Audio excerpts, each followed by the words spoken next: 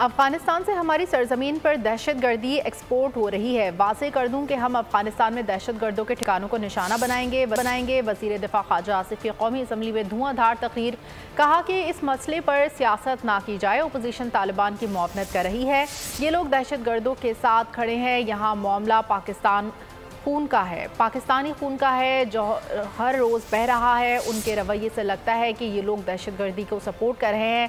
माजी की हुकूमत में 6000 तालिबान को पाकिस्तान लाया गया। तालिबान को ओहदे ये लोग देते रहे हैं। अफगानिस्तान से हमारी सरजमीन पर दहशतगर्दी एक्सपोर्ट हो रही है। वाज़ेह कर दूं कि हम अफगानिस्तान में दहशतगर्दों के ठिकानों को निशाना बनाएंगे। वज़ीर दिफा ख्वाजा आसिफ की कौमी असम्बली में धुआंधार तकरीर, कहा कि इस मसले पर सियासत ना की जाए। अपोजिशन तालिबान की मुआवनत कर रही है। ये लोग दहशतगर्दों के साथ खड़े हैं। यहाँ मामला पाकिस्तानी खून का है जो हर रोज़ बह रहा है। उनके रवैये से लगता है कि ये लोग दहशतगर्दी को सपोर्ट कर रहे हैं। मासी की हुकूमत में 6000 तालिबान को पाकिस्तान लाया गया। तालिबान को ओहदे ये लोग देते रहे। सब्सक्राइब करें और बेल दबाएं ताकि कोई खबर रह न जाए।